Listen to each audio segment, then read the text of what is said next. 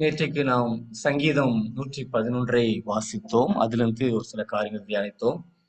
இன்னைக்கு சங்கீதம் 112 நம்ம தியானிக்க போகிறோம். அதுக்கு முன்னதாக ஜஸ்ட் அதை ஒரு ரீகால் பண்ணிடலாம். காட்ஸ் மைட்டி டீட்ஸ் ரீகால் அப்படின்னு சொல்லி பார்த்தோம். நம்ம பார்க்கும்போது அது பார்க்கும்போது அதுல 10 வசனங்கள், அந்த 10 வசனங்கள்லயும் ஆண்டவர் நம்மோடு டீல் பண்ணுவதை சங்கீதம் 111 இதுக்கு முந்தின வீடியோவா இருக்கு, நீங்க அதை பார்க்கலாம். அவருடைய செய்கள் அது என்ன செய்யணும்னா துதிக்கப்படத்தக்கது, அது ஆராயப்படத்தக்கது, அது மகிமை செலுத்தப்படத்தக்கது. இன்னும் பாத்தீங்கன்னா அது நினைவு கூறப்பட வேண்டியது. அவர் நமக்கு என்ன ப்ரொவைட் பண்ணியிருக்காருங்கிறத எல்லாத்தையும் பார்க்கறதுக்கு, ரிமைண்ட் பண்றதுக்கு, டெலிவர் பண்ண காரியங்களுக்கு ட்ரூத்ஃபுல்லா ஃபெய்த்ஃபுல்லா எப்படி இருக்கணும், ட்ரூத்ஃபுல் எட்டர்னல் லைஃப் எப்படி இருக்கணும், டீட்ஸ் டு பி நாலேஜபிளா, விஸ்டம் அண்டர்ஸ்டாண்டிங்ல நம்ம எப்படி இருக்கணுங்கிறத நம்ம போன வீடியோல பார்த்தோம். இப்போ நம்ம இன்னைக்கு பார்க்க போறது சங்கீதம் 112. 112ஆம் சங்கீதம் ஒரு அருமையான சங்கீதம். தாவீது எழுதும்போது ஆண்டவருக்கு பயப்படுகிறவர்களுக்கும் ஆண்டவருக்கு பிரியப்படுகிறவர்களுக்கும் கொடுக்கிற ஆசீர்வாதங்கள் என்ன? அல்லேலுயா! கர்த்தருக்கு பயந்து அவருடைய கட்டளைகளில் மிகவும் பிரியமாய் இருக்கிற மனுஷன் பாக்கியவான். யார் பாக்கியவான்? Who is the blessed man, blessed family, blessed generation அப்படிங்கிறது நாள பார்க்க போறோம். யாருன்னா கர்த்தருக்கு பயப்படுகிறவன், கர்த்தருடைய கட்டளைகளில் மிகவும் பிரியமா இருக்கு. அந்த ரெண்டே ரெண்டு விஷயம் இருந்தா உங்க லைஃப்ல என்னென்ன ஆசீர்வாதம் இருக்குதுன்னு தொடர்ந்து பார்க்கலாம். அப்படி பார்க்கும்போது தலைமுறை தலைமுறைக்கும் ஒரு சிறந்த வாழ்வை தருகிறார். உங்க தலைமுறையோட முடியாதுங்க. நீங்க கர்த்தருக்கு பயப்படுவர்களா, கர்த்தருடைய கட்டளையில மிகவும் பிரியமா இருக்கிறீங்கன்னா உங்க தலைமுறை தலைமுறைக்கு அந்த ஆசீர்வாதம். எப்படிப்பட்ட தலைமுறை இருக்கும் தெரியுமா? உங்க தலைமுறை அது ஸ்ட்ராங் ஜெனரேஷன். அவன் சந்ததி பூமியிலே பலத்திருக்கும் என்று சொல்லி வேதம் சொல்கிறது. அவனுடைய சந்ததி எப்படி தெரியுமா? செம்மையானவர்களின் வம்சம் அப்படின்னு இருக்கும். அதுதான் ஆசீர்வதிக்கப்படும். இந்த ஸ்ட்ரிக்டா இல்ல, ரொம்ப ஸ்ட்ரைட் ஃபார்வர்டா இருப்பாங்க. அப்படிப்பட்ட ஒரு ஃபேமிலியா இருக்கும். உலகம் இன்னைக்கு கோணலான உலகம்தான். அதுல நம்ம பிள்ளைங்கள் செம்மையாய் நடப்பார்கள். இந்த உலகத்துல பலகீனப்படுத்துறதுக்கு உலகத்துல நிறைய காரியங்கள் இருக்கு. அதுல நம்ம பிள்ளைங்க எப்படி இருப்பாங்க? பலவான்களா இருப்பாங்க. இன்னொன்னு ஸ்ட்ரிக்ட் ஃபேமிலியா இருக்கும். கர்த்தருக்கு பயப்படுகிற பையன் பிள்ளைங்க நிச்சயம் எதுலயும் தப்பு தண்டால சேராது, எங்கேயும் போகாது, கர்த்தருடைய கட்டளைகள்ல மிகவும் பிரியமா இருக்கிற ஒரு சந்ததியா இருப்போம். அப்படின்னா இது எப்படி ஆரம்பிக்க வேண்டும் என்று சொன்னா, நீங்களும் நானும் இன்னைக்கு தேவனுக்கு பயப்படுகிறவர்களா, அவர் கட்டளைகள்ல மிகவும் பிரியமுள்ளவர்களா இருந்தோம்னா நம்ம ஜெனரேஷன் இப்படி இருக்கும். அப்படின்னா என்ன அர்த்தம்? இன்னைக்கு உலகத்துல த ஸ்ட்ராங் ஜெனரேஷனை ஓக்கிறதுக்கு பிசாசு முதல்ல பயன்படுத்துற ஒரு டூல் என்ன தெரியுமா? இன்னைக்கு அந்த அந்த யோவான் 10ஆம் அதிகாரம் 10ஆம் வசனத்துல பார்க்கிறோம். திருடன் திருடவும் கொல்லவும் அழிக்கவும் வருகிறான். கொல்றதுக்கும் அழிக்கிறதுக்கும் வர்ற அவன் எப்படி வந்தான் தெரியுமா? முன்னாடி முன்னாடி திருடங்கள் வந்து வீட்டுக்கு வந்து வாசல் இருக்கும். அந்த வாசல் வழியாக தான் என்ன செய்வான்? திருடன் உள்ள வருவான். ஒண்ணு பெற வாசல் இருக்கும், ஒண்ணு 2 வாசலும் பூட்டிட்டியாடா, திருடன் உள்ள வந்துடக்கூடாதுன்னு சொல்லி நம்ம சொல்லுவாங்க பெரியவங்க. அப்படின்னா வாசல் வழியாய் தான் வருவான். அவனுக்கு வேற எங்கேயும் ஓட்ட பிரிக்கிறதுக்கு ஓடு கிடையாது. இப்ப எல்லாம் கான்கிரீட் வீடு தான். அப்படி வந்துகிட்டு இருந்த அந்த பிசாசு இப்ப எப்படி செய்யறான் அப்படின்னு பாத்தீங்கன்னா, விண்டோஸ் மூலமா வந்தான். டோர் மூலமா வந்தவன் இப்ப விண்டோஸ் மூலமா வரான். விண்டோஸ்னா எப்படி? விண்டோஸ்னா கம்ப்யூட்டர், விண்டோஸ் இல்ல பர்சனல் கம்ப்யூட்டர் மூலமா வந்துட்டு இருந்தான். இப்போ அதையும் தாண்டி அதுலயும் கொஞ்சம் கண்ட்ரோல் பண்ணிடுறாங்கன்ட்டு கைக்குள்ள வந்துட்டான். மொபைல் போன் ஸ்மார்ட் போனா இருக்கு. ரொம்ப ஸ்மார்ட்டா இருக்கு. இந்த ஸ்மார்ட்னஸ் எதுக்கு போன்ல இருக்குன்னா, நம்ம பிள்ளைங்களை ஸ்மார்ட்லெஸ் ஆக்குறதுக்கு. அப்படின்னா அவன் சந்ததிய உலகத்துல ஸ்ட்ராங் சந்ததியா ஆகிடக்கூடாது. பிசாசுடைய தந்திரத்துல மிக முக்கியமான தந்திரம். அவன் முதல்ல நம்ம தாட் லைஃப கரெக்ட் பண்றான். அதை நான் அடிக்கடி சொல்லுவோம். The thought become words, the words become action, action become habit, the habit become your character. பிள்ளைங்களுடைய கேரக்டரை இன்னைக்கு அசிங்கப்படுத்துறதுக்கு பிசாசு அசிங்கமான காரியங்களை இந்த டெக்னாலஜி மூலமா டோர் வழியா வந்தவன் விண்டோ வழியா வந்து இன்னைக்கு மொபைல் வழியா இந்த ஸ்கிரீன் வழியா வர்றான். ரொம்ப கவனமா இருக்கணும். நம்ம பிள்ளைங்க ஒருபோதும் கெட்டு போறதுக்கு வாய்ப்பு கிடையாது. யாருடைய பிள்ளைங்கன்னா கர்த்தருக்கு பயந்து அவருடைய கட்டளைகள்ல பிரியமா இருக்கிறவங்க பிள்ளைங்க சந்ததியில வளர்த்திருக்கும். அவன் வம்சம் ஆசீர்வாதமா இருக்கும். கர்த்தருக்கு பயந்து அவருடைய கட்டளையில மிகவும் பிரியமா இருப்போம். அப்படி சந்ததிகளை நம்ம என்ன செய்வோம்? ஆண்டவருக்காக உருவாக்கும். இதுதான் முதல் பாயிண்டா நம்ம சொல்றோம். ரெண்டாவது பாயிண்ட் வந்து பாத்தீங்கன்னா, அந்த சந்ததி எப்படி இருக்கும்? தரமான ஒரு குடும்பம் இருக்கும். சந்ததி மாத்திரம், வம்சம் மாத்திரம் நல்லா இருக்கும் அப்படின்னு சொல்லிட்டு போனோம்னா, அது எப்போ வரும்னு நமக்கு தெரியாது.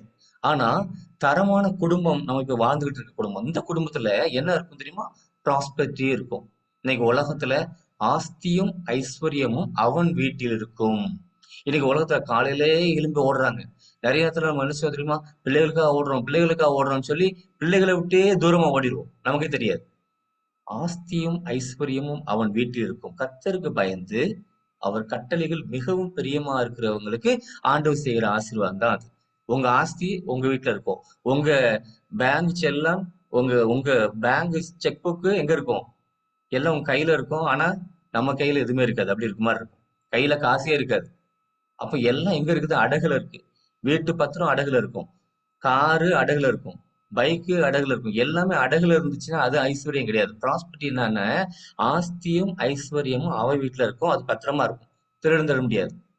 உலக பிரகாரமும் திருட விட முடியாதபடி பார்க்கணும். ஆவிக்குரிய ரீதியும் திருடக்கூடாது. திருட வந்து எதுக்கு வரான் தெரியுமா? தேவனுடைய வார்த்தையை கேட்கிற நீங்களும் நானும் அவனுக்கு கிடைக்காத ஒரு பஞ்சகாலம் இருக்கு இப்போ.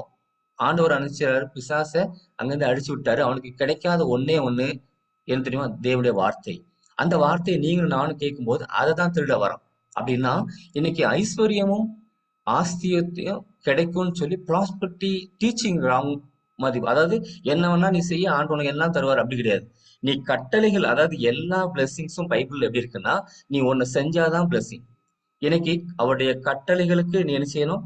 அதுல ஒபே பண்ணணும், அதுல பிரியப்படணும், கர்த்தருக்கு பயப்படணும். இந்த ஃபேமிலிக்கு தான் என்ன கொடுக்குறாரு? அது தரமான குடும்பமா மாத்துவாரு. சோ இன்னைக்கு தரமான குடும்பம் எப்படி இருக்கு? உங்க குடும்பத்துல என்ன தரம் குறைஞ்சிருக்குன்னு பாருங்க. என் குடும்பத்துல என்ன தரம் குறைஞ்சிருக்கு நான் பார்த்துட்டு இருக்கிறேன். அப்படின்னா the prosperity God can give. ஐஸ்வர்யமும் எல்லாம் அவர் தான் கொடுக்க முடியுங்க. ஜோதியின் பிதாவிடத்துல இருந்து இறங்கி நமக்கு வருது. அப்படின்னா அதுல எந்த குறையும் இருக்காது. காட் கிவன் ப்ராஸ்பரிட்டில ஒரு நாளும் குறைவு இருக்காது பாருங்க. அப்படின்னா உங்க வாழ்க்கையும் என் வாழ்க்கையும் எதுல குறைவுபட்டிருக்குது, அதுக்கு நம்ம சரி செய்வதற்கு உதவி செய்யும். ரெண்டாவது, த ப்ரையாரிட்டி இஸ் மிக முக்கியமானது. இல்ல, இந்த நீதி வாழ்க்கையில என்னன்னைக்கு நிற்கும்னு சொல்லி பார்க்கணும். இந்த குடும்பத்துல எப்படி இருக்கும்னா, நீதிக்கு முக்கியத்துவம் கொடுப்பாங்க. அப்படிப்பட்ட குடும்பமா இருக்கும். அதுதான் தாவீது சொல்றாரு, நான் நீதிக்கு பயப்படுறேன். அவருக்கு பயந்தாலே ஆட்டோமேட்டிக்கா நீதி. ஏன்னா அவர்தான் நீதிமான். நீதிமானுக்கு பயப்படும் போது நீதிமான பிள்ளைகள் பனைகளை போல சேர்த்திருப்பாங்கன்னா அப்படித்தான். நீதிமானா இருந்தாதான். நீதி செய்யறவா இருக்கணும். எல்லாத்துலயும் அநியாயம் இருக்குது. இன்னைக்கு கிறிஸ்தவ சமுதாயத்திலயும் ஃபார் எக்ஸாம்பிள், இப்ப கிறிஸ்தவங்க தான்ப்பா நியாயமா இருப்பாங்க, அவங்க நீதி செய்யறவங்கப்பா, ஒரு நாள் தப்பு செய்ய மாட்டாங்க அப்படிங்கிற ஐகான் போயிடுச்சு இன்னைக்கு. இன்னைக்கு என்ன ஆச்சு? எல்லாரும் ஒண்ணுதாங்க. எல்லா ரிலிஜனும் ஒண்ணுதாங்க. எல்லா கடவுளும் தான். கடவுளை ஒரு காண்பிக்கிறதுக்கு ஐக்கான ஆண்டு உங்களே என்ன வச்சிருக்கிறார் அப்படின்னா, அவருடைய நீதி, கடவுளோட நீதி உள்ளவர்னு பாக்குறதுக்கு உங்களே என்னையும் பார்க்கணும். கடவுள் இரக்கம் உள்ளவர்னு பாக்குறதுக்கு உங்களே என்னையும் பார்க்கணும். அப்படி உங்க லைஃப்ல ப்ரையாரிட்டி டு காட், அது எப்படி இருக்குன்னு பார்க்கணும். ரெண்டாவது, மூணாவது, த ப்ராப்பர் ஷேப் உங்க லைஃப்ல இருக்கா? செம்மையானவர்களுக்கு இருளிலே வெளிச்சம். உங்க பிள்ளைங்களை செம்மையா வளர்க்குறோமா? நம்ம செம்மையா இருக்கிறோமா? நம்ம பைபிள் வாசிக்குமா, ஜெபம் பண்றோமா? நம்ம பைபிள் வாசிக்காம ஜெபம் பண்ணாம நம்ம பிள்ளைங்களை எதிர்பார்க்கிறது தான் கஷ்டம். அப்படின்னா இருள், அந்த உலகத்துல இருளுக்கு தான் போயிட்டு இருக்கு. இருளை நோக்கி போயிட்டு இருக்குது. அந்த இருள்ல வெளிச்சம் வேணும்னா தேவனுக்கு பயப்படணும். தேவனுடைய வார்த்தைகளுக்கு இன்னும் பிரியப்பட்டு அதுக்கு ஒபே பண்றவங்கள. இது ரெண்டாவது பாயிண்ட். மூணாவது பாயிண்ட் நம்ம பார்க்க போறோம். இதுக்கு மூணாவது பாயிண்ட் முன்னாடி ஒண்ணு பார்க்கலாம். இந்த building your blending family. Blending ஃபேமிலினா குடும்பத்தை முதல்ல என்ன செய்யணும்? கரெக்டா ஷேப் பண்ணணும். அந்த ஷேப்ல வந்து எப்படி இருக்கும் அப்படின்னா, அது என்ன சொல்றாங்கன்னா, ஒரு வீடு கட்டும்போது சொல்றாங்க மிக்ஸ் வித் ஒன் அனதர். சாந்து, மண்ணு, தண்ணி, கலவை சரியா இருக்கணும். அந்த கலவை சரியா இருந்தாதான் வீடு நிக்கும். அப்படின்னா இந்த பிளெண்டிங் ஃபேமிலினா அப்படிப்பட்ட கலவை. கிறிஸ்துவோடு கலந்திருக்கிற குடும்பம். அஹ் முப்பரிலோன்னு சொல்லுவாங்கல்ல, கிறிஸ்து, கணவன், மனைவி, இந்த பிள்ளைங்க, இந்த நாலும் கரெக்டா இருக்கணும். இது கரெக்டா இருக்க வேண்டிய இடத்துல இருக்கணும் பாருங்க. இதான் கரெக்டா பொசிஷன் பாருங்களேன். இந்த முக்கோணத்தை பாக்குறோம். அந்த முக்கோணத்துல நம்ம அடிக்கடி பார்ப்போம். கடவுள் மையத்துல இருக்கணும். அந்த மையத்துல அவரோட தொடர்ந்து அந்த பயமும் அந்த கீழ்ப்படுதலும் உங்களுக்கு முதல்ல வரணும். அப்பாவுக்கு முதல்ல, அப்பாவுக்கு தான் வேதாகமம் முதல்ல அவன் அவன் போட்டுருக்குன்னா நம்ம தான் ஃபர்ஸ்ட் ஒபே பண்ணணும். அப்படின்னா ஹஸ்பண்ட் ஃபியர் ஆஃப் காட், அது இன்க்ரீஸ் ஆயிட்டே இருக்கணும். ஹஸ்பண்ட் பிளீசிங் காட், அவர் ப்ளீஸ் பண்ற மாதிரி இருக்கும். ரெண்டாவது, ஒய்ஃப் இவங்க 2 பேரும் கரெக்டா சமமா இருக்கு பாத்தீங்களா? முக்கோணம் சமமா இருக்கணும். இந்த காரியம் கரெக்டா நீங்க மேல கரெக்டா அவருக்கு கரெக்டா ரெஸ்பெக்ட் பண்ணீங்கன்னா அவர் ரெஸ்பெக்ட் பண்ணுவார். அவர்ட்ட கேட்டீங்கன்னா அவர் பதில் தருவார். இது எல்லாமே கரெக்டா இருந்துட்டே இருந்துச்சுன்னா இதுக்குள்ள மையத்துல தான் யார் இருக்கணும்? உங்க பிள்ளை இருக்கணும். இந்த ஃபார்மட் கரெக்டா இருக்கான்னு பார்க்கணும். இந்த ஃபார்மட்ல கொஞ்சம் குறைஞ்சாலும் நம்ம ஃபேமிலியில பிளெஸிங் இருக்கா? தரமான குடும்பம் வர்றதுக்கு வாய்ப்பே கிடையாது. அப்படின்னா the mix with one another. God, you and me அப்படிங்கிறது மாதிரி நம்ம பிள்ளைங்களோட சேர்ந்து இருக்கணும். அப்படின்னா நம்ம கரெக்டா ஆண்டவர் கூட்ட ஒரு ஒண்ணா சேர்ந்துட்டானாலே நம்ம குடும்பம் என்ன செய்யும்? ஆசீர்வாதமா இருக்கும், தரமான குடும்பம் இருக்கும். அப்படிப்பட்ட தரமான குடும்பம் ஆண்டவர் உங்களுக்கு எனக்கும் தர நம்ம ஜெபத்தோடு காத்திருப்போம். 3வது காரியம், அது மட்டும் இல்ல, சந்ததியை மட்டும் ஆசீர்வதிக்கல, குடும்பத்தை மட்டும் ஆசீர்வதிக்கலங்க. தனிப்பட்ட விதத்துல தேவன் ஒரு சிறந்த ஒரு வாழ்வை தருகிறார். அதுதான் ஏபிசின்னு பார்க்க போறோம். அந்த ஏபிசி என்னன்னு பாத்தீங்கன்னா, அவனுடைய வாழ்க்கை தனிப்பட்ட விதத்துல எப்படி இருக்கும்னா, அவனுடைய ஆட்டிடியூட் அண்ட் ஆல்டிடியூட் ரெண்டுமே கரெக்டா இருக்கும். உயர்ந்த எண்ணம், உயர்ந்த மனோபாவம். அப்படின்னு என்ன? அவன் செய்யறது எல்லாமே ஹை. அத அந்த மேல தேவன் என்ன எதிர்பார்ப்பாரோ அதான் செய்வான். தேவன் எதிர்பார்க்காத கருத்தை செய்ய மாட்டான். அப்படின்னா அவருடைய ஆட்டிடியூட் கரெக்டா இருக்கும். உலகத்துல என்ன நடந்தாலும் அவனுடைய ஆட்டிடியூட்ல ஒரு மாற்றம் இருக்காது. அவன் கிறிஸ்துவே பிரதிபலிச்சுட்டு இருப்பான். அப்படிப்பட்ட குடும்பம், அப்படிப்பட்ட பிள்ளைகளா நம்ம எல்லாரும் இருக்கணுங்கிறதுக்கு ஆண்டவர்ட்ட ஜெபிக்கணும். 2வது வந்து பிஹேவியர்ல சேஞ்ச் இருக்கும், பிலீஃப் சிஸ்டத்துல சேஞ்ச் இருக்கும். அவன் பிஹேவியர் எப்படி இருக்கும் அப்படிங்கிறத சங்கீதம் 112 நான் பாக்குறோம். அவனுடைய கேரக்டர், இந்த கேரக்டர் தான் முக்கியம். இங்க கிறிஸ்துவை போல மாறுறதுக்கு தான் இவ்வளவு கஷ்டப்பட்டுட்டு இருக்கோம். தனிப்பட்ட வாழ்க்கையில கிறிஸ்துவை போல அவனுடைய கேரக்டர் மாறிடுமா அப்படிங்கிறதுக்கு பாக்குறோம். இதைதான் நம்ம பாக்குறோம். த blessed daddy, blessed mummy, blessed little one அப்படின்னு பார்ப்போம். தனிப்பட்ட ஆசீர்வாதத்தை எங்க இருந்து ஆரம்பிக்கணும்னா அப்பால இருந்து. தனிப்பட்ட அப்பா, அப்பா ஆரோக்கியமா இருந்தாருன்னா மனைவி ஆரோக்கியமா இருக்கும். மனைவி ஆரோக்கியமா இருந்தா பிள்ளை இருக்கும். பிள்ளை அந்த குடும்பம் சரியா ஆரோக்கியமா இருந்தா இந்த ஆரோக்கியமான குடும்பம் தான் ஆரோக்கியமான திருச்சபையை உண்டாக்க முடியும். ஆரோக்கியமான திருச்சபை ஆரோக்கியமான ஒரு சமுதாயத்தை உருவாக்க முடியும். ஆரோக்கியமான சமுதாயம் தான் ஆரோக்கியமான தேசத்தை உருவாக்க முடியும். ஹல்லேலூயா. அப்படின்னா ஆண்டவர் இது start from you and me. தனிப்பட்ட வாழ்க்கையில நம்முடைய ஆசீர்வாதம் தேசங்களுக்கு ஆசீர்வாதமா மாறுது. அப்படின்னா அதுல என்ன செய்யணும்னா நம்முடைய ஆட்டிடியூட், ஆல்டிடியூட் அண்ட் ஆட்டிடியூட் ரெண்டுமே கரெக்டா இருக்கணும். இதைதான் சங்கீதம் 112 4, 5 ஆகிய வசனங்கள்ல பாக்குறோம். எப்படி இருக்குமா? அவனுடைய ஆட்டிடியூட் எப்படி இருக்கும்னா, அவன் இரக்கமும் மன உருக்கமும் நீதியும் உள்ளவன். போன அதிகாரத்துல வாசிக்கும் போது அவர் ஆண்டவரை பத்தி சொல்ற போது ஆண்டவர் இரக்கமும் மன உருக்கம் நிறைந்தவர். அப்படின்னா இப்ப ஐகான் நீங்க தான். கிறிஸ்துவோட ஐகானா நீங்க வாழ்றீங்க அப்படின்னா உங்க ஆட்டிடியூட் எப்படி இருக்கணும்? எங்கேயும் இரக்கம் உள்ளவங்களா இருக்கணும், எப்பவும் மன உருக்கம் உள்ளவங்களா இருக்கணும், நீதி உள்ளவங்களா இருக்கணும். 3ம் ஆட்டிடியூடா இருக்குங்க. இந்த இந்த ஆட்டிடியூட கரெக்டா ஃபாலோ பண்ற குடும்பம் தான் பிளஸட் ஃபேமிலி. அவங்களுக்கு தான் ஆண்டவர் கொடுக்க ஆசீர்வாதம், மேல உள்ள ஆசீர்வாதங்கள்லாம் கொடுக்குறாரு. சந்ததி ஆசீர்வதிக்கிறாரு, பிள்ளைகளை ஆசீர்வதிக்க எல்லாம் ஆசீர்வதிக்காருன்னா இந்த இதை பர்சனலா குடும்ப தலைவனுக்கு மிக முக்கியமா the altitude and attitude should be like Christ attitude, compassion. அவர் பார்க்கும் போதெல்லாம் மனம் உருகினார், கண்ணீர் வரணும். எருசலேமை பார்த்து கண்ணீர் விடுறார். அப்படின்னா தேவன் இரக்கமும் மனம் உருக்கமும் நீதியும் உள்ளவர் உங்க வாழ்க்கை யார் வாழ்க்கையில இருக்காரு. ரெண்டாவது கான்ட்ரிபியூட் டு அதர்ஸ். முதல்ல கம்பேஷனும் அதர்ஸ்க்கு தான், கான்ட்ரிபியூட்டும் அப்படிதான். இறங்கி கடன் கொடுப்பான். கடவுள் நம்மளை மீட்பதற்காக தெய்வம் அந்த பரலோக ராஜ்யத்தையே விட்டு இறங்கி வந்திருக்காரு. அப்படின்னா அவர் இறங்குனாருன்னா நம்மள இறங்குறவங்களா எல்லா விஷயத்திலையும். கடன் கொடுத்ததை திருப்பி கொடுக்கணும், கடனே வாங்காம இருக்கணும், கடன் இறங்கி கொடுக்குறவனா மற்றவங்களுக்கு. கடன் வாங்காம நீயும் கடன் வாங்காது இருப்பாய், கடன் கொடுப்பாய். அப்படி ஆண்டவர் ஆசீர்வதிப்பாரு. ஆசீர்வாதம் நம்ம இறங்கி கடன் கொடுப்போம், கடன் வாங்க மாட்டோம். இறங்கி இறங்கி கடன் வாங்குறாங்க நிறைய பேர். கடன் வாங்கி வீடு, காரு, பங்களா அது இதுன்னு வாங்கி கடன்லயே வாழ்க்கை ஃபுல்லா முடிஞ்சிருக்கு. இறங்கி கடன் கொடுக்கிறவனா இருப்பான். நீங்க கொஞ்சமா இருந்தாலும் நிறைய பேர் கடன் கொடுப்பீங்க. அப்படிப்பட்ட ஆசீர்வாதத்தை ஆண்டவர் உங்களுக்கு தருவாரு. அப்படிப்பட்ட ஆசீர்வாதம் தான் தனிப்பட்ட வாழ்க்கையில உங்களுடைய ஆட்டிடியூட் எப்படி இருக்கும்னா இறங்கி கடன் கொடுப்பீங்க. யாருக்கும் வேணும்னா தேவை இருக்கவங்களை பார்த்தீங்கன்னா டக்குன்னு கொடுக்குற ஒரு இறக்க குணம், ஒரு மன ஒருக்கம், ஒரு நீதி உங்க வாழ்க்கையில இருக்கும். அப்படிப்பட்ட வாழ்வை தனிப்பட்ட ஆசீர்வாதமா கொடுக்குறாரு. அப்படின்னா 3வது பாத்தீங்கன்னா இது ரெண்டையும் மற்றவங்களுக்கு கொடுத்துட்டே இருப்போம் அப்படின்னா அது மட்டும் கொடுத்தா வேலைக்கு ஆகாதுங்க. த பர்சனல் லைஃப், தன் காரியங்களை நியாயப்படி நடப்பிக்கிற மனுஷன் பாக்கியவான். அப்படின்னா கரெக்ட் ஹிம்செல்ஃப், த ரைட் வேல நான் போறோமான்னு பர்சனல் லைஃப அப்பப்ப செக் பண்றவனா இருப்பான். தேவனுடைய வார்த்தை பேசும்போது அங்கங்க வார்த்தை கேட்கும்போது அந்த வார்த்தைக்கு கீழ்ப்படிஞ்சு மாத்திக்கிட்டே ஒரு அனுபவம் அவங்க லைஃப்ல வரும். இது ஆட்டிடியூடா மாறும். உங்க லைஃப்ல அப்படிப்பட்ட ஆட்டிடியூட்ங்க. Compassion with others, correct yourself always. என்னைக்கும் நம்ம ஃபேமிலியில ஏதோ பிரச்சனை, தனிப்பட்ட வாழ்க்கையில ஏதோ ப்ராப்ளம்னா just correct ours, go to God. அதுல 3C சொல்லுவோம். Correct yourself, come out from the problem, confess and cry. இந்த காரியங்களை செய்யும்போது ஆண்டு பெரிய காரியங்களை செய்வார். அப்படி கரெக்டா நம்ம லைஃப்பை செஞ்சுக்கிட்டே இருந்தோம்னா நம்ம லைஃப் தனிப்பட்ட வாழ்க்கையிலும் அந்த ஆசீர்வாதத்தை நம்ம தொடர்ந்து பார்க்க முடியும். ரெண்டாவது, behaviour. B stands for behaviour and believe system. அவனுடைய எப்படி அவனுடைய பிலீவ் சிஸ்டம் வந்து firm in faith. அவன் என்றென்றைக்கும் அசைக்கப்படாதிருப்பான். அசையாதுங்க, ஸ்ட்ராங்கா இருக்கும் அவனுடைய ஃபெய்த். இவன் ஃபெய்த்ல தான் அவன் ஃபேமிலியே இருக்கும். எனக்குமே இந்த ஃபெய்த் ஸ்ட்ராங்கா இருந்துச்சுன்னா குடும்பம் எந்த இதுலயும் பிரச்சனை அசைக்கப்படாம இருக்கும். அவன் என்றென்றைக்கும் அசைக்கப்படாத ஒரு விசுவாசம் இருக்குல்ல. ஏன்னா அந்த ஃபெய்த் பிலீவ் சிஸ்டம் இருக்குல்ல, அவனுடைய பிலீவர். அந்த பிலீவர் அப்படிங்கிறதே வந்து நம்ம பிலீவ் பண்றதுதான் இல்ல. நம்ம வாழ்க்கையில வந்து நிறைய காரியங்களை நம்ம செய்வோம், ஆனா செய்ய மாட்டோம், அப்படி இருப்போம். விசுவாசம் இருக்கும், ஆனா விசுவாசம் இருக்க மாட்டோம். நிறைய விதத்துல ஆவிக்குரிய வாழ்க்கையில வளர்ந்துருப்போம் அப்படின்னு நினைச்சிட்டு இருப்போம், ஆனா வளர்ந்துருக்க மாட்டோம். அப்படின்னா ஸ்டர்ன் ஃபர்ம் இன் ஃபெய்த்.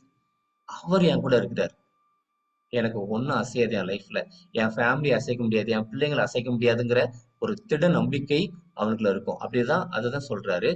அவன் நேமுக்காக நிறைய பேர் வேலை செய்வாங்க. இந்த ஃபேம் இன் நேம், என் பேர் வரணுங்கிறதுக்காக வேலை செய்வாங்க. நீதிமான் நித்திய கீர்த்தி. நீதிமானுக்கு தேவன் தான் பேர் கொடுப்பார், அவன் பேரை உயர்த்துவார். எத்தனை பிரச்சனை வந்தாலும் ஒண்ணுமே நடக்காதுங்கிற மாதிரி சுச்சுவேஷன் உங்க லைஃப்ல வரலாம். ஆனா கர்த்தருக்கு பயந்து அவருடைய கட்டளைகள் மிகவும் பிரியமா இருக்கிறவங்களுக்கு அவர் கொடுக்கிற ஃபேம் நேம் அவர் என்ன செய்யறா, ஞாபக புஸ்தகத்துல எழுதி வைக்கிறார். உங்க புஸ்தகத்துல அங்க அந்த அந்த புஸ்தகத்திலேயே பேர் இருக்குதுன்னா உங்களை உள்ள கையில வச்சு பார்த்துட்டே இருக்கிறார், உங்க நினைவாகவே இருக்கிறாங்கிற அந்த அளவுக்கு நம்ம ஒண்ணுமே செய்யல அவருக்கு. ஆனா நம்ம அப்படி பாக்குற ஆண்டவர், அவருக்கு பயந்து அவருடைய கட்டளைகளுக்கு மட்டும் நம்ம பிரியமா இருந்து ஒபே பண்ணோம்னா போதும், நம்ம லைஃப்ல நித்திய கீர்த்தி உலகம் மாத்துவார். நித்திய எட்டர்னல்மா அது பேரு மாறவே காலங்கள் மாறலாம், எல்லாம் மாறலாம். இந்த நேம் சுட் பி தேர். அப்படிப்பட்ட ஒரு வாழ்க்கை நமக்கு தருவார், அப்படிப்பட்ட தருவார். So fear not every thing. மூணாவது பாத்தீங்கன்னா அவருடைய பிஹேவியர்ல ஒரு பயம் இருக்காது. துர்ச்செய்தியை கேட்கறதுனால பயப்படாது. அந்த உலகத்துல வந்து நிறைய துர்ச்செய்தி தான். நற்செய்திக்கு பஞ்சம், நற்செய்தியை சொல்றவங்களும் பஞ்சம். இன்னைக்கு நற்செய்தி தேசமுக்கும் கேட்கப்படணும்ட்டு நம்ம எவ்வளவு பிரயாசப்படுறோம். ஆண்டுடைய ஊழியத்துக்கு முழு நேரமா செய்யறோம், பகுதி நேரமா செய்யறோம், எல்லாத்தையும் செய்யறோம். ஆனா துட்செய்தி நிறைய கேட்குது, நற்செய்தி கேட்க முடியல. கிறிஸ்தவ வாழ்க்கையிலும் அதுதான். கிறிஸ்து பிளஸ் அவன். எத்தனை பேர் வாழ்க்கையில கிறிஸ்துவ போல இவர் இருக்கான் அப்படின்னு சொல்லி உங்க திருச்சபையில சொல்ல முடியுது, ஏன் உங்க குடும்பத்துல சொல்ல முடியுது, நீங்க செய்யற பணித்தளங்கள்ல அல்லது நீங்க செய்யற பணி ஸ்தலங்கள்ல செய்ய முடியுது. துச்செய்தியா இருக்கிறோமா, நற்செய்தியா இருக்குமா? நம்ம வாழ்க்கையே நற்செய்தியா இருக்கணும், தனிப்பட்ட வாழ்க்கையை நற்செய்தியா மாறணும்.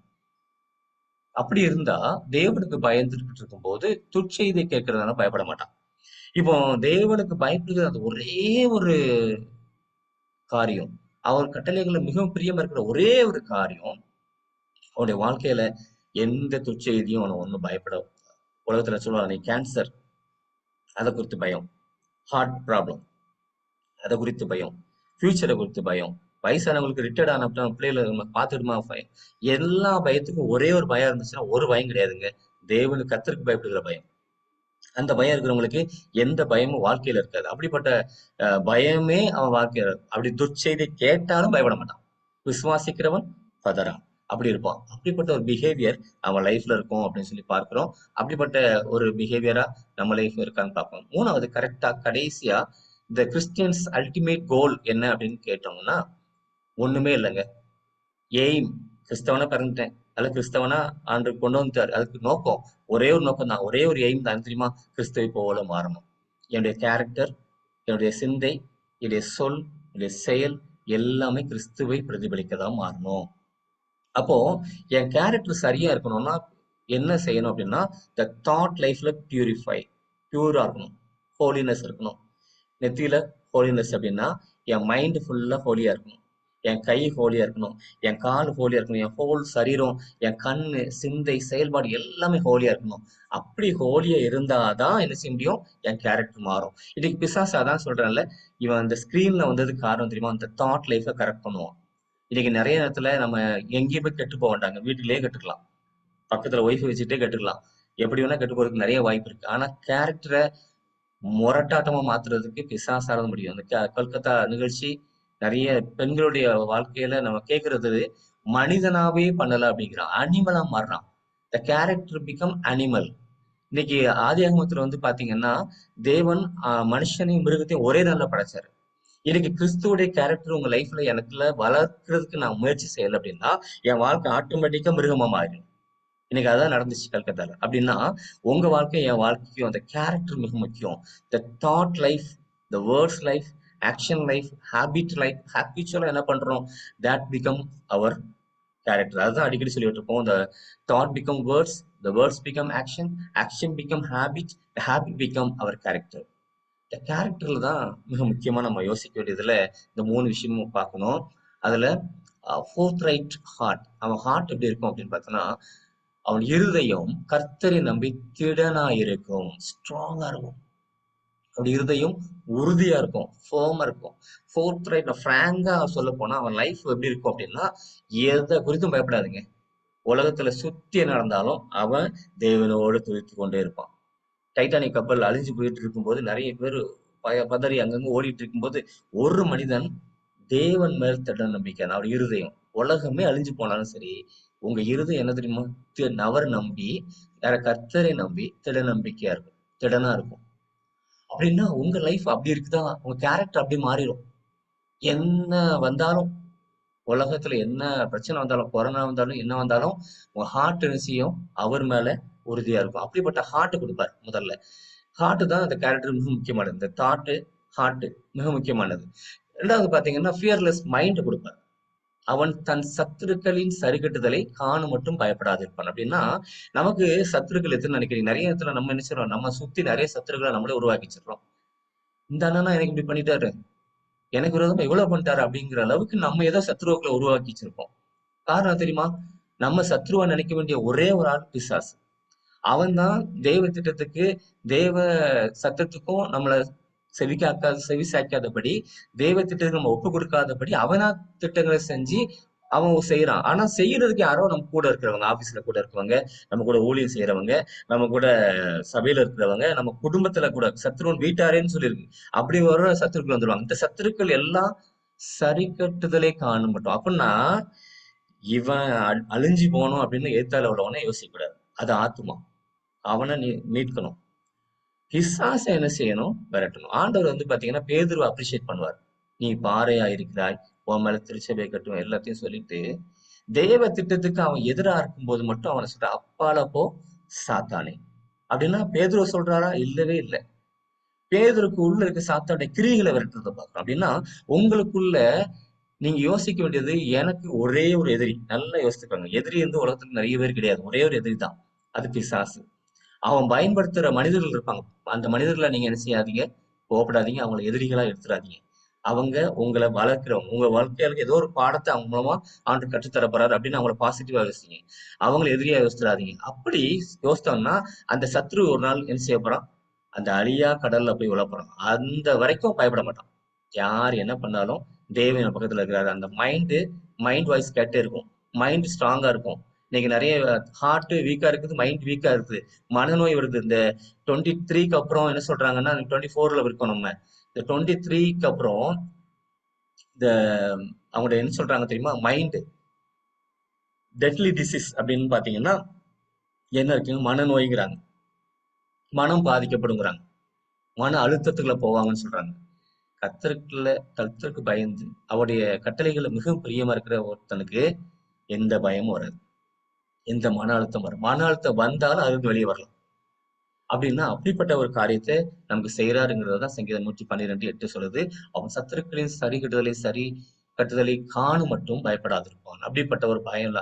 மூணாவது ஹேண்ட் எப்படி இருக்கும் பாத்தீங்கன்னா, இதுதான் நம்ம செய்யறதோட ஃபர்ஸ்ட் ஒரு ஓப்பனிங் வெளியே வருது. நம்ம மைண்ட் ஒண்ணும் செய்யாது, ஹார்ட்டும் ஒண்ணும் செய்யாது. செய்யறதும் ஹேண்ட். இந்த ஹேண்ட் எப்படின்னா, வாரி இறைத்தான், ஏழைகளுக்கு கொடுத்தான், அவனுடைய நீதி என்றென்றைக்கு நிற்கும், அவன் கொம்பு மகிமையாய் உயர்த்தப்படும். அப்படின்னா ஹேண்ட் வந்து ஃபீடிங் ஹேண்ட்ஸா இருக்கும். மற்றவங்களுக்கு யாருக்கு கொடுக்கலான்னு இருக்கணும். ரிசீவிங் ஹேண்ட்ஸாவே இருக்கக்கூடாது. எப்பவும் எவன் தருவான், என்ன தருவான், இலவசமா தருவானா, எவ்வளவு கிடைக்கும், நீ தேவனுக்கு பயந்துரு. கர்த்தருக்கு பயந்திருக்கும் போது கர்த்தருடைய கட்டளையில மிகவும் பிரியமா இருக்கும்போது கையை ஏந்த வேண்டியதுல கையை நீட்டணும். ஹalleluya. கையில நீட்டுறதுக்கு ஒரு எஃபெக்ட் கொடுத்திருக்காரு அந்த ஸ்ப்ரிங் மாதிரி. அது கொடுத்திருக்கிறதுனா வாங்குறதுக்கு இல்ல, கொடுக்கிறதுக்கு. Your hand will be giving hands, feeding to the others. அப்படிப்பட்ட ஹேண்டா மாத்துவாருங்க. கேரக்டர் அப்படி மாறும். எதை கொடுக்கலாம்? என்கிட்ட இருக்கிறதுல நம்முடைய இதெல்லாம் இருக்குது. பயன்படுத்தப்படாம ஒரு வருஷத்துக்கு ஏதாவது இருந்துச்சுன்னா எடுத்து கையில யாருக்கு கொடுக்கலாம்? இந்த இது இந்த பைக் யார்கிட்ட கொடுத்துடலாம்? இந்த காரை யார்கிட்ட கொடுத்துடலாம்? இந்த வீட்டை நிறைய வீடு இருக்கு, இந்த யார்கிட்ட கொடுத்துடலாம்? நமக்கு இருக்கிறத சமமாய் பங்கு வைத்தார்கள். ஆதி அப்போஸ்தலர் திருச்சபையில தான் ஒருத்தனுக்கும் ஒரு குறைவு இல்லாதபடி இருந்தாங்க. இன்னைக்கு கிறிஸ்தவ வாழ்க்கையில கிறிஸ்தவ சபை அப்படி இப்படி எங்க இருக்கு? பொதுவாய் வைத்திருந்தார்கள்.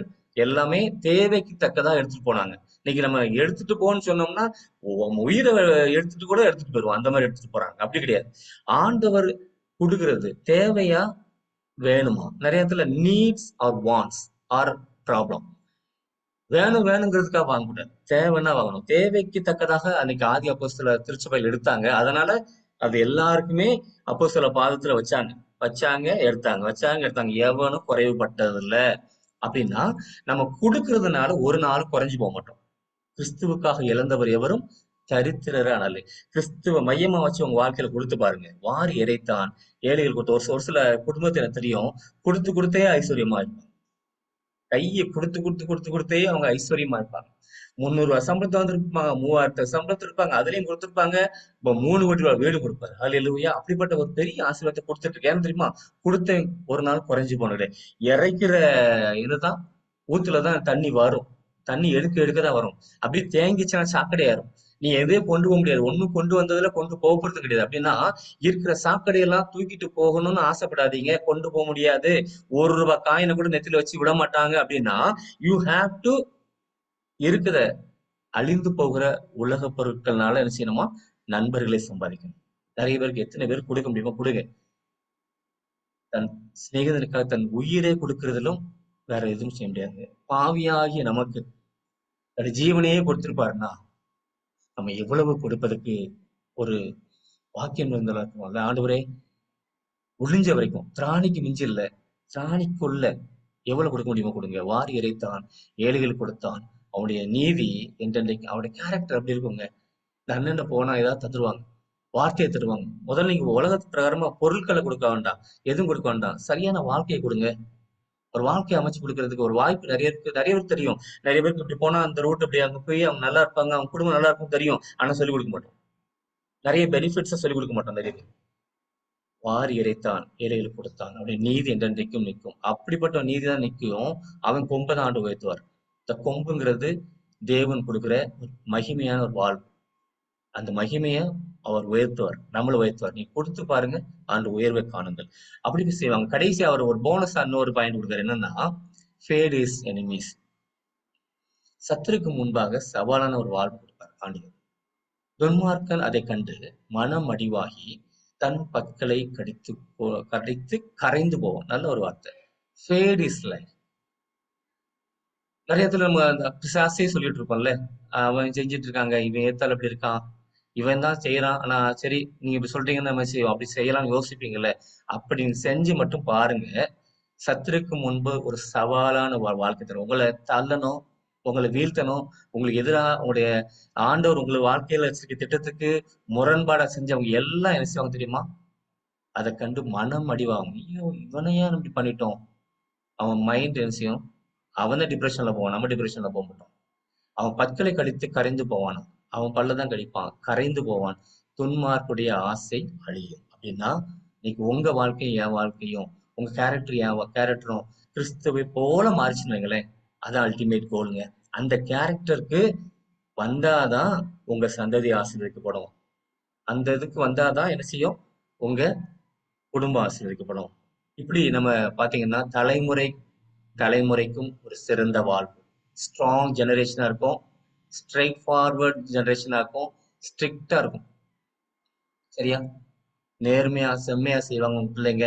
அதுக்கு எல்லாம் நீங்க ஃபர்ஸ்ட் ரோல் மாடல். நீங்களும் நானும் செய்யாததை தன் பிள்ளைங்கள்ட்ட எதிர்பார்க்க கூடாது. தான் செய்யாததை மற்றவங்களை செய்ய சொன்னா அது பாவம் அப்படின்னு ஒரு தேவனுடைய ஊழியக்காரர் சொன்னது ஞாபகம் இருக்கு. அப்படின்னா உங்க வாழ்க்கையில நீங்க செய்யறது உங்க தலைமுறைக்கு அது ஆசீர்வாதம். அந்த ஒரு ஆசீர்வாதத்தை சங்கீதம் 112 நம்ம வாசித்தோம். ரெண்டாவது பாத்தீங்கன்னா தரமான ஒரு சிறந்த குடும்பத்துக்கு தருவார். அந்த தரம் நல்ல வர ப்ராஸ்பரிட்டி உங்க வீட்டுல இருக்கும், ப்ரையாரிட்டி காடா இருக்கும், காட்ஸ் கிங்டமா இருக்கும், ப்ராப்பர் ஷேப்ல உங்க ஃபேமிலி இருக்கும். அது மிக முக்கியங்க. இன்னைக்கு எல்லாத்தையும் கட்டிட்டு வீடை கட்டுறோம், அதை கட்டுறோம், இதை கட்டுறோம்னு கட்டிட்டு கடைசியில அவன் குடும்பத்தை கட்டாம போயிட்டோம்னா வேஸ்ட். ஒரு பையன் வந்து 12 வயசு பையன் வந்து ஒரு கோர்ட்ல வந்து பிரச்சனைக்கு வந்தான். வரும்போது நீதிபதி அவங்க அப்பா அம்மாட்ட கேட்டாங்க, என்னம்மா பண்ண உன் பையன் இப்படி இருக்கும், வாழ்க்கையை பத்தி உன் பையனுக்கு சொல்லிக் கொடுக்கலையா அப்படிங்கும்போது, நான் அவன் அந்த பையனுக்காக வீடு கட்டுறதுக்காக ரொம்ப அலைஞ்சிட்டு இருந்தோம், அதுல இல்லத்தை கட்ட மறந்துட்டாங்க. இல்லைக்கா ஓடி ஓடி கடைசியில நம்ம வாழ்க்கை எதுக்கு ஓடணும்னே தெரியாம போயிடக்கூடாது.